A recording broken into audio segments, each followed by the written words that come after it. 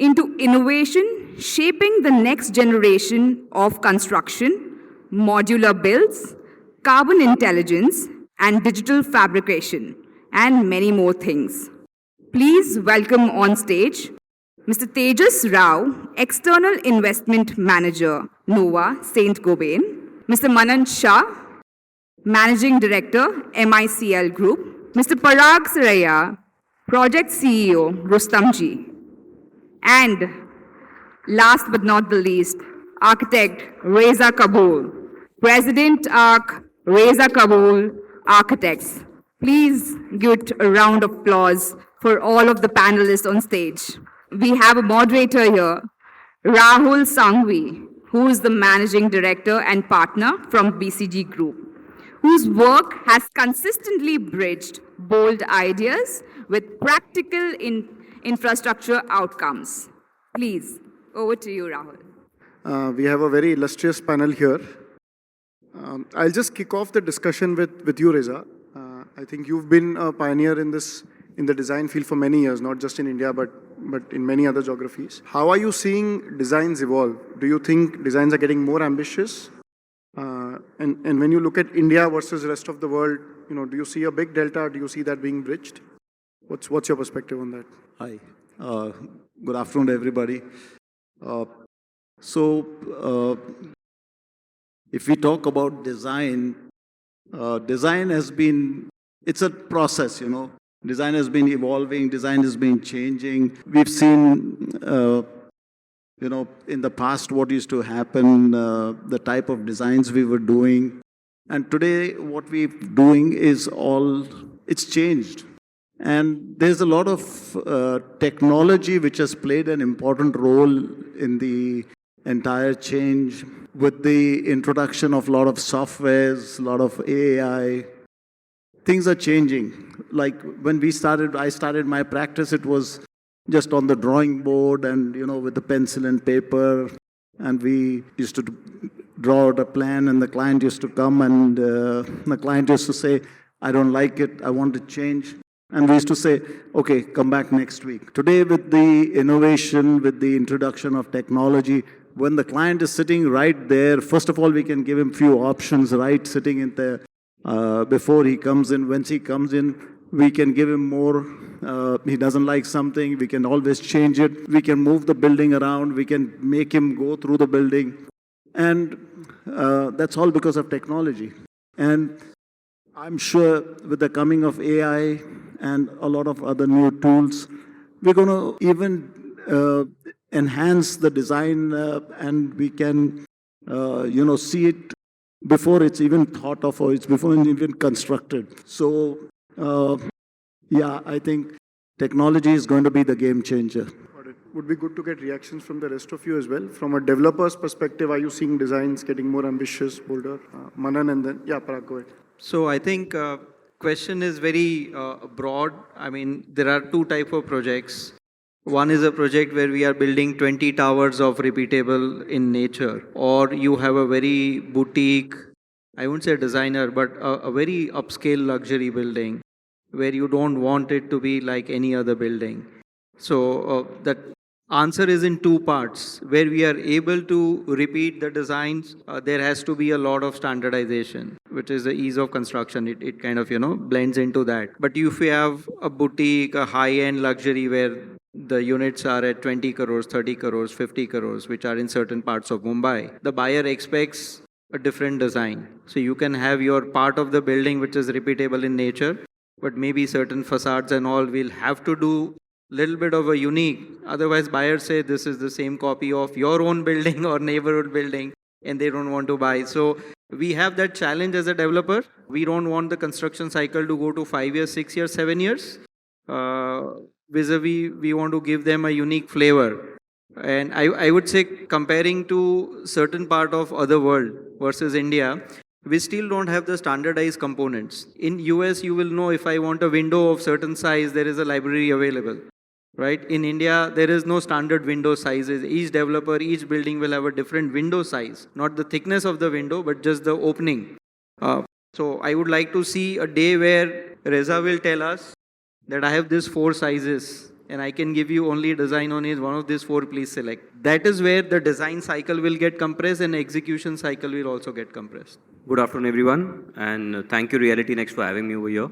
See, for us, when it comes to design, there are a couple of things which comes into our mind first. Number one, earlier, you guys might have seen that there used to be a trend where developers used to actually replicate buildings. Like he mentioned that, like, ye aapka ye building ka copy hai. And used to work earlier, that same cut, copy, paste model. Then came the trend to become more modern. So French windows, sleeker aluminum sections, your bathroom grills, which earlier used to be very floral looking, now it's more like straight, clean lines. People are going for these things. Nowadays, people are even going towards contemporary, and even the new trend, which is recently picked up, is Art Deco. So what's very important for us as a design, more than just being finicky about the appeal, it has to be sustainable, number one. Number two, you should have the right craftsmen and executioners to execute it, because you might like something which is absolutely amazing looking in Chicago, but do you have the right people to execute that in Mumbai? So the right labors are very important for us. So that's the second thing. Now, and the third thing is, you might probably be able to afford, but the target audience who you're selling to, whether is the right audience you're giving this product to. Because tomorrow, if you're putting an Italian marble on the facade, it might look amazing, but the people who are buying the house are unable to manage that in terms of maintenance. So we make sure that we do a fusion of all of these things put in together and have the right cash flow, because that's very, very important. That tomorrow you go to buy, you're not going to build a building in a month. You're going to make the construction according to the sequence, which is going to take an approximate time between 3 to 5 years, depending on the project to project. So you have to make sure that you have to consider the escalation as well, and whether this trend, what you've selected today, is going to be in trend for the next 5 years as well or not. Makes sense. I'll stick with you for a follow-up question. I think this entire trade-off of design and execution, right? That's at the heart of it. You are building some very ambitious projects, the tallest towers in Mumbai. How do you deal with this trade-off? Everybody wants that design to be bold, and like Parag was saying, if it's a unique one structure, you want it to be really bold, a statement. But at the same time, it needs to be completed on time. It needs to deliver to a certain cost. So how do you deal with that trade-off? What kind of systems do you use for that? I'll give you an example of our Tardev project. We are doing one of the tallest tower of the country. Now, this structure is more than 300 meters tall. It's the very first time any developer in this country is doing a 300 meter plus building. Now, what we did to make it a failure-proof design kind of a system, the first thing is making sure that the structure is stable. So more than outside, the inside speaks. So we always tend to go inside to outside. If your inside is beautiful looking, automatically the facade takes a better shape. And we've hired even consultants, like we've got the wind analysis guy, RWD, who's done the same wind analysis for Burj Khalifa, which is world's tallest tower. Now, the person who's done world's tallest tower can easily do a 50% shorter building compared to Burj Khalifa. So we made sure that the right consultants have come on board to do the right stability for the building. Number two, in terms of designs, we are even applying for LEED Platinum. Now, this would be world's tallest building to go for LEED Platinum certification as a pure residential building. And in this, they've given us a lot of pointers, right from heat insulations to water consumptions to how do we save on the energy consumption on the entire building. These are the things also which we've made it part of the design elements. Like, for example, the building facade has heat and sound absorbing insulated windows. Now, automatically it starts looking, we've given it a slightly reflective tinge or bluish shade. Now the building starts taking a good looking facade. It automatically starts reflecting the surrounding on because it's glazed. So these are the kind of things we've made sure that it's added as part of the system, and these are the things which will live for the next 20-25 years. You don't have to replace them, you don't have to maintain them, and because you don't have to replace and maintain them, our construction timeline also reduces. So when we have to deliver it on time, glazing is something which can go absolutely fast compared to your normal gypsum, plaster, paintwork. A lot of times your gypsum cracks and then you have to plaster it again and then you have to paint it again, 2 layer, 3 layer, 4 layer, depending on the texture. Monsoon hits, again the construction becomes slower, you cannot paint the building. So we're doing a lot of glazing things on that kind of a building, but we made sure at the same time that the entire window opens even on the top floor. Because in Mumbai, people want fresh air. They're not used to still living in a commercialized environment where you're breathing only artificial air conditioning space. So we've done a blend of both, and that's how we've been able to execute it on time as well, and at the same time made it maintainable. And controlling the cost as well. Parag, do you also want to react to this? How do you think of this trade-off between design and execution? Since he has already given you the execution part, I'll tell you at the start of any project, there are 20 ideas or 20 people telling you what to do. We tend to actually cull out a lot of that. Out of 20, you need to cull out or remove 17, which is nice to have, but doesn't move the needle. So if you understand your target segment, who the buyer is of this product, and what are the top 3 things, then you can actually remove everything which is just, fluffy, nice to have, this, that, and just focus, because you can't please everybody, right? He said art deco is the nice thing. You can't have art deco and a modern and a steel and a glass, all of that. Otherwise, you will have a khichdi building. So that ties back to who you are as a developer, the DNA. I mean, we all know there are certain developers who will do only a fixed triangle shaped building, whichever project they do. There are other developers who will do only, Irandani Saab you can trademark. Out 10 kilometers away, you will understand his building. He is not going to change his design. So there is no universal answer. Who are you as a developer? Your DNA, because your team, your customers is tied to that. So if you just stick to your core, you will do very well rather than trying to copy 5 developers from Hong Kong or Dubai or Chicago. I think you've raised a wonderful point that who are you building it for? Is it for the developer? Is it for the customer? So Reza, I'll come back. I just want to add one thing here. So I think it's a total joint effort. And firstly, you have to keep the end user in mind. And it's not like before, like we design and it's over. Like when we start designing today, we get in a structural engineer, we get in an MBP engineer, we get a facade consultant, and everybody works jointly. Earlier, what used to happen, because the building size was small, it was not that tall. So we used to design the building and then get the other structural engineers and the consultants on board. But today, it's a joint effort. You have to design and start at the inception itself. You got to bring in all the consultants. The developer has to be involved and he has to have the mindset. If the mindset of the developer is not there, it's a big challenge. We may design anything, but then at the end of the day, he comes down, okay, cost, cut, value engineering, what they call it. And the building gets changed totally. So it's a joint team effort. Everybody has to be on the same page. And only then you can get something, keeping in mind of the end user. I think both of you have raised very important points that who is the building for, who is the design for? Is it for the developer or is it for the end user? And I hear both of you saying it's for the end user, but how does it work? It is being commissioned by the developer. The developer has a certain vision. So how do you, and Reza specifically to you, how do you bring in the element of what does the end user really want? Because the developer may want something. So are there instances where you tell the developer, look, you may want this, but actually this is not the best thing to do? So you have to keep certain things in mind. One is your maintenance. After the building is completed, the developer may be managing it for 5 years or something, and then later on it has to be passed on to the committee or society or whatever. So you have to keep that in mind, that what the maintenance aspect is going to be and what is going to be the cost. Because cost is very important. Anything going more than 5 to 7% of the, like even the elevators, we may give the high-speed elevators, but then they cannot maintain it. So it will become a challenge. So you got to keep everything in mind for the end user, developer's pocket, and design. So to add to the ongoing conversation about design, I think there are a couple startups who are offering 3D printing services. Still at a very early stage, but for us, for Saint-Gobain as a company, it's our dream to see someone like Reza being able to recommend 3D printing as a viable alternate to your high-profile clients.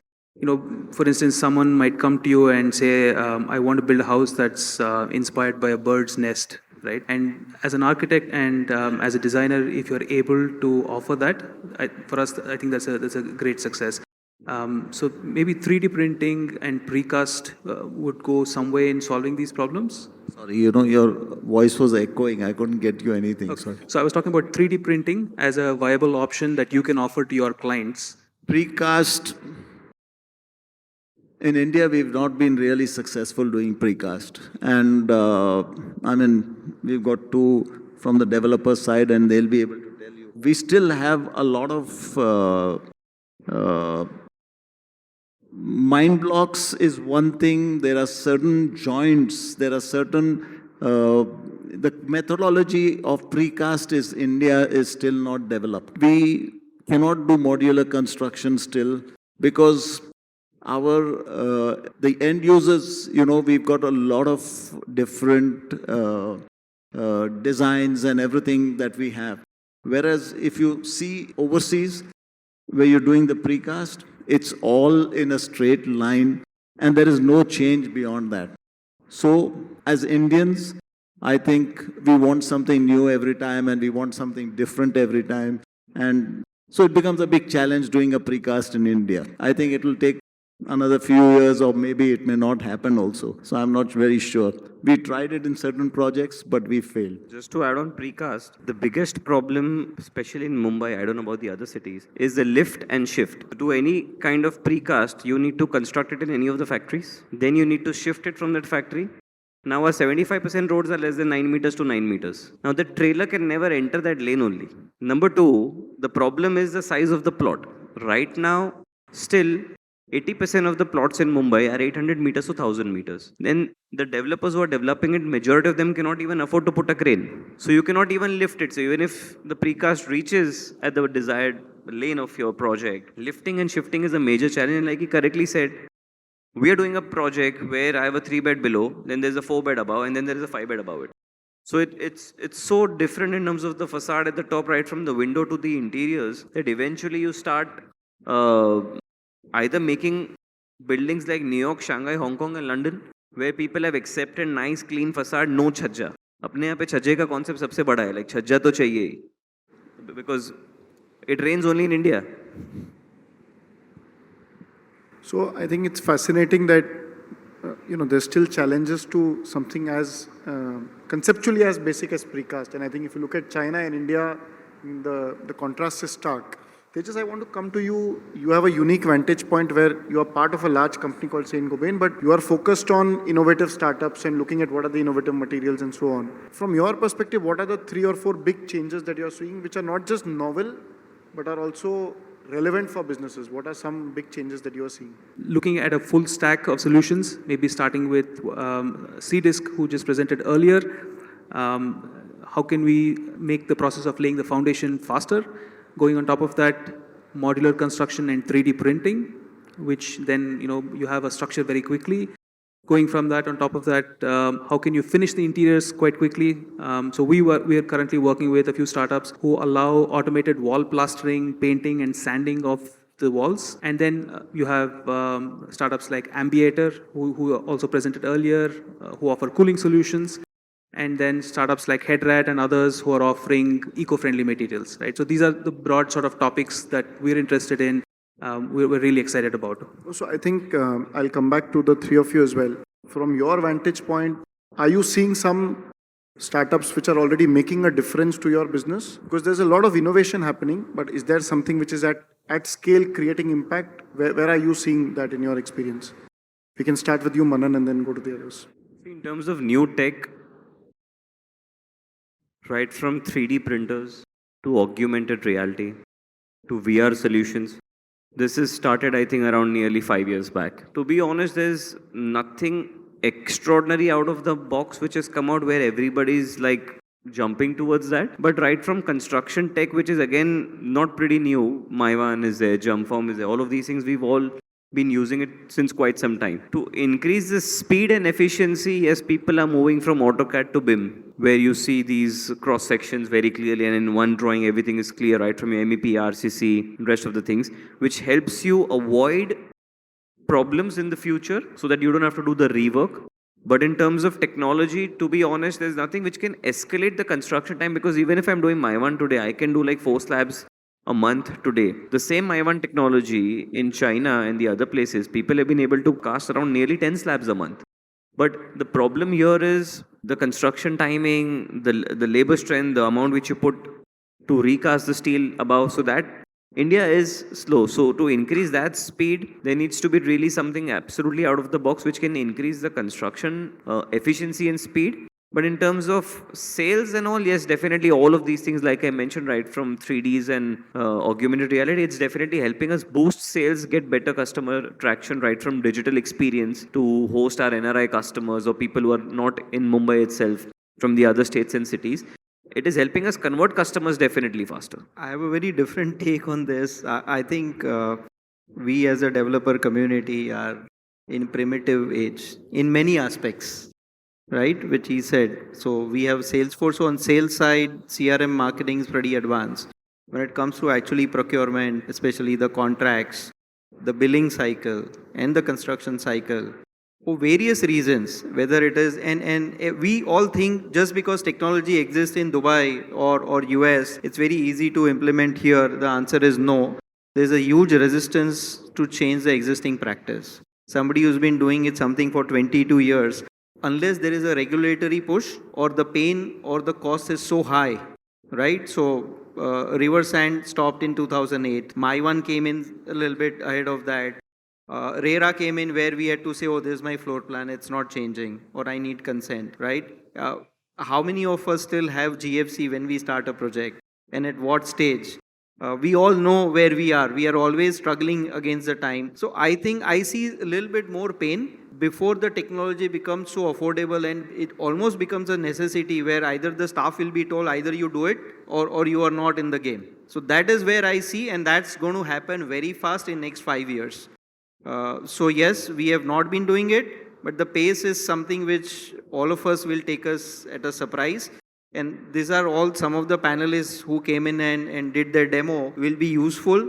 So even if they don't have a good traction, I can tell you that in next 5 years, you will have a lot of traction from all the developers. Very encouraging for everyone. So I would say one thing is that, the funds is the most important game changer, because eventually the developer relies on the sales, and if he starts putting 10 slabs a month, there won't be anybody coming and paying their installments. I'm sure you will tell me that. So that is, then the developer should have that kind of funds ready with him, whether the payment comes or doesn't come. He should be prepared, he should have the funds ready, he should have, all the resources and everything with him. Other than that, I don't think we can't achieve. In India also we can achieve. We've done a lot since we did the first tower in Mumbai, and today what we are doing, it's really changed, and we can achieve what China is doing. It's not a big thing. China has the funds ready, China has everything ready, and they've got a lot of open land. In Mumbai, if you talk about Mumbai development, as Manan said, approaching a site alone becomes a challenge. You can't be bringing construction material on site, you've got to time it out, you've got labor problems, you've got all those kind of things. If you compare apple to apple with China, and you have the open land that they have, the way they show you construction videos and all happening in that short span. If we have that land parcel, we have the funds, technology is there, we can also achieve it. I don't think it's a challenge. And it will happen in the future. So I guess I'll come to our final question. We have a lot of young startups here, a lot of young minds trying to disrupt, in their own way, disrupt the industry. What would your advice be to them? Which is the one problem that you think is really what can be game-changing for the industry? And again, we can go around the table, starting with you. I think anything that makes life easier for the developers would be a great place to start. Whether it's labor shortage, material procurement, and so forth.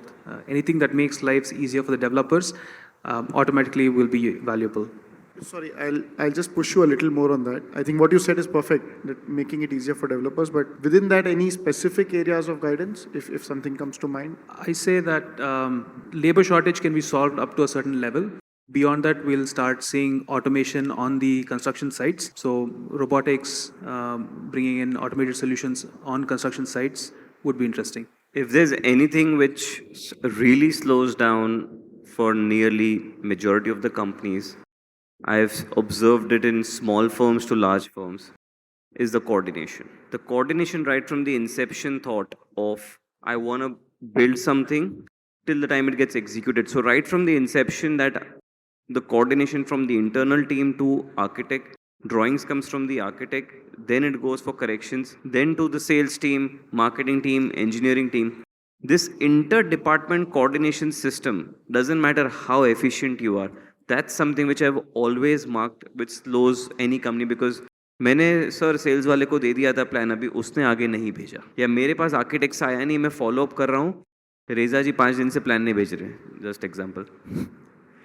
So this kind of basic inter-department coordination, I feel, is a big hiccup, because there are more than 500 components which goes in making a building, right from a glass to steel, concrete, cement, etc. There's infinity things. And there are more than 18 departments as of in my company as of today to do the inter-department coordination to make one project successful. So if there's something on which people can be on some kind of a tech platform, and a lot of times I've seen some departments are actually working on old drawings and the architecture department has the latest drawing, but sales ke paas kabhi plan pahuncha hi nahi. So if there's something where people can be upkept onto things so that the coordinations can be easier and faster, it can avoid a lot of mishaps and it can even increase the efficiency. Two examples or items that I can think of. One, my dear friend Rahul Majan, the CIO of Rustomjee, is working on is, so what we are trying to do is, the moment contractor does any work, he should be paid. Can he be paid in 3 days, 4 days, 5 days, 7 days without manual intervention?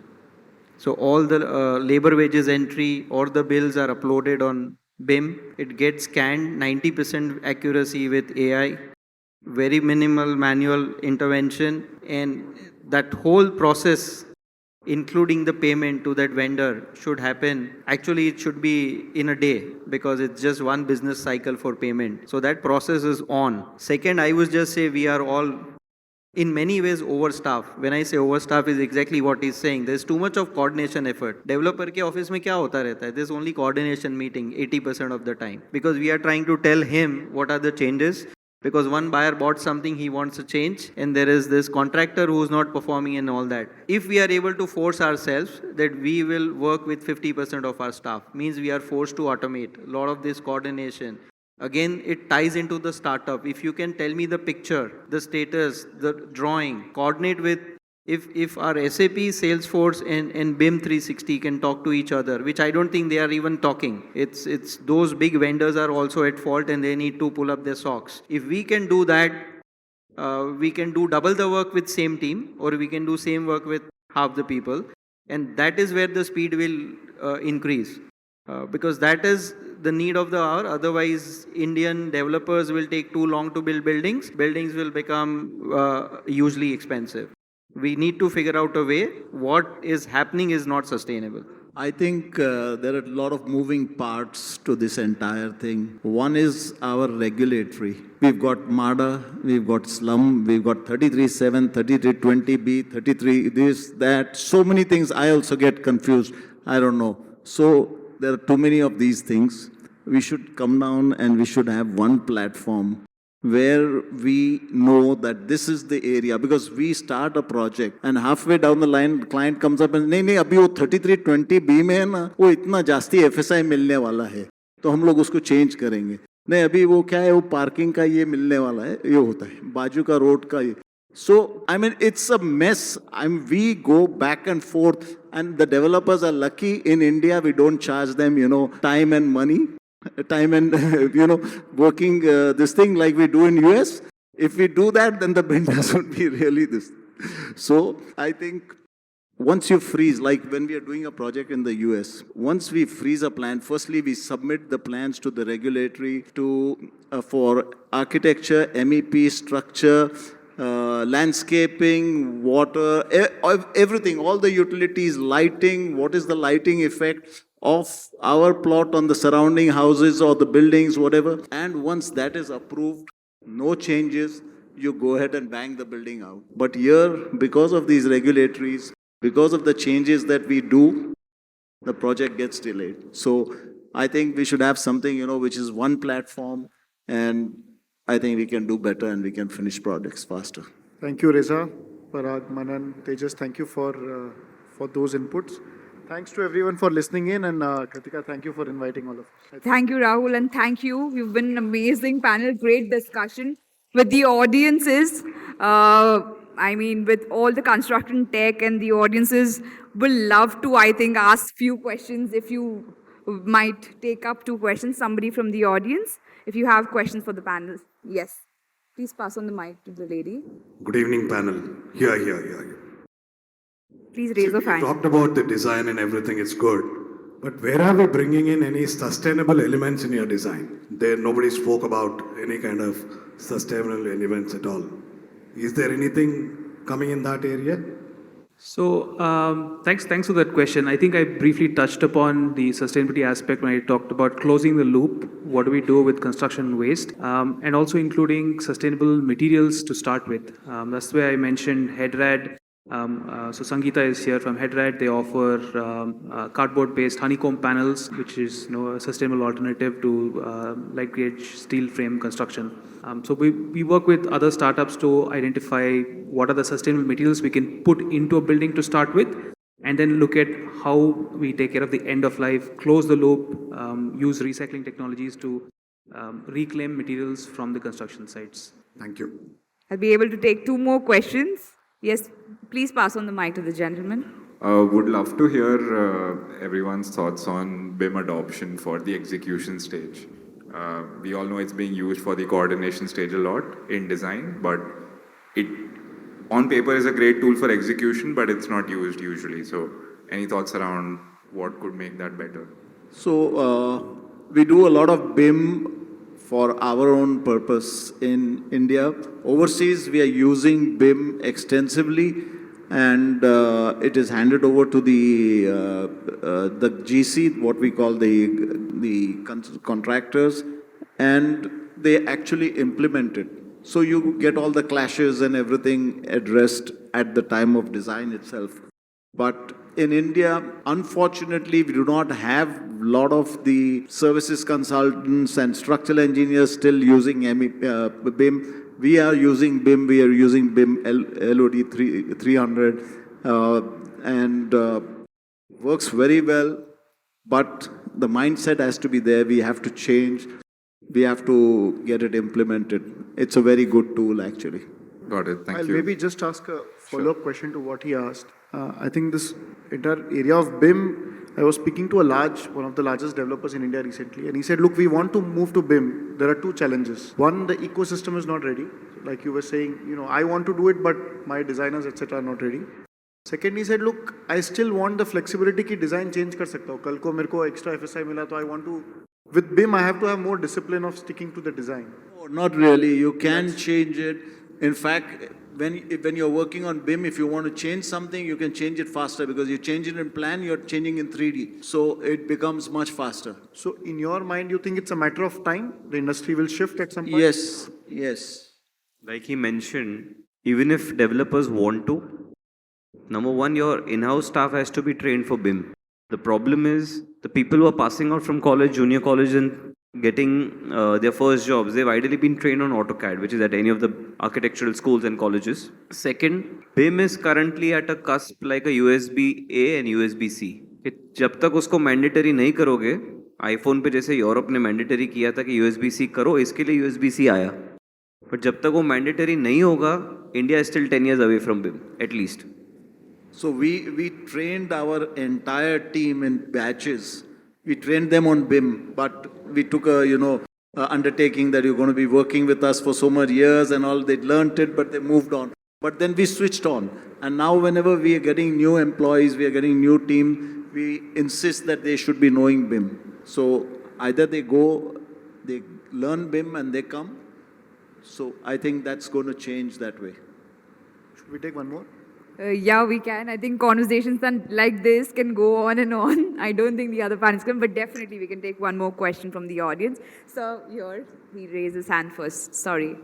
How do we ensure the design uniqueness is transformed into so many number of details that is required to ensure the execution uncertainty or certainty, because we have great features that defines the projects, but if you miss that detailing part, whether it is specs or the BOQ or the number of sections or whatever that is required to ensure that vision is transformed.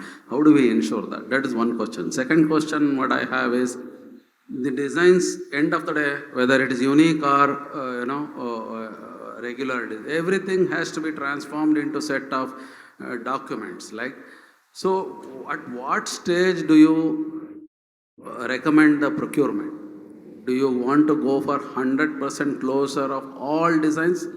Because we are eventually talking about the time and cost, right? So these two questions I have. So, if I understand your first part of the question is how do you ensure the uniqueness of the design? I think it all depends on what kind of bravery you have inside you.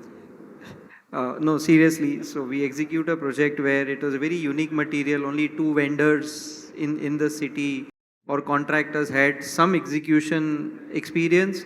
Even then they found it very difficult to have laborers who will work on 22nd floor carrying, a 12 or 14 feet by 4 feet sheets on a gondola. So, you learn from your mistakes or somebody else's mistake and you will say, I will never do this. Or this is work. Contractors will tell you, sir, ye building mein maine kiya hai. So you have a little more courage and faith to replicate that. And third is how, again I said, how brave or courageous your DNA or design is. Do you want to go all out and say, okay, I will take that risk because this building demands that kind of a risk taking. And it's okay if the building gets extended the duration by 3 months. So it's going to be that combination of what has worked in the past, not worked in the past, and what kind of risk you want to take. I didn't understand your second question, sorry. To answer your second question. Second question is for the project of when do you intend to buy? Yeah, typical, non-typical, unique, everything. How do we start the procurement process? At what stage? Do we start after like 100% completion or at any interim stage, because in the interest of the time. There are two aspects to it. One is the structural side procurement, which is the RCC, that goes periodically as and when, because you cannot keep on changing the RCC and the structure because your building footprint is frozen. So that happens as and when, like you probably, like we order like 4 slabs, advanced steel and keep stocking. Concrete comes as and when, probably every day you procure fresh concrete and the pouring happens, or sometimes the batching plant is right at the site. Second part is the interior designs. So how we typically do it is we usually do a sample or a show flat. We take the market estimates that how's the touch and feel, how's the taste. And usually what happens is right from the first procurement or the first sample flat, the final finished product is nearly around 2 years from date. Typically when you do it at a sales experience center. So if the comments are positive, people are liking it, we make sure that the same thing has been frozen. We speak to the vendors accordingly that if this is the tile which you're manufacturing or if this is the marble, we make sure that the quarry is booked for us so that it's reserved. There's an LOI process and some advances given. And the second is regarding the tiles, we made sure that we have an undertaking from the tile manufacturers, whoever we procure from that, this tile should be manufactured for the next 5 years at least. And this is the intended timeline. Bath fixtures, sanitary fixtures is something which they don't typically change. I've not seen a Jaguar faucet changing for last 20 years at least. Like their hot running items are doing well. The Kohler, American Standard example. So with them also there's an LOI process which gets formed. You don't need to procure everything at the first step unless you have the cash flow and you're getting a kick-ass deal. That's a different cash flow philosophy which you want to follow. But typically in our industry, it's the LOI which works in, and it's eventually the developer's relation that I'm giving you the contract. Be rest assured, and that's how the relation works. Okay. Thank you. Thank you so much. I'm still going to make you wait on stage. I'd like to call upon Kritika Singh Rawat to present a token of appreciation for each one of you for being such a great panel. Thank you so much.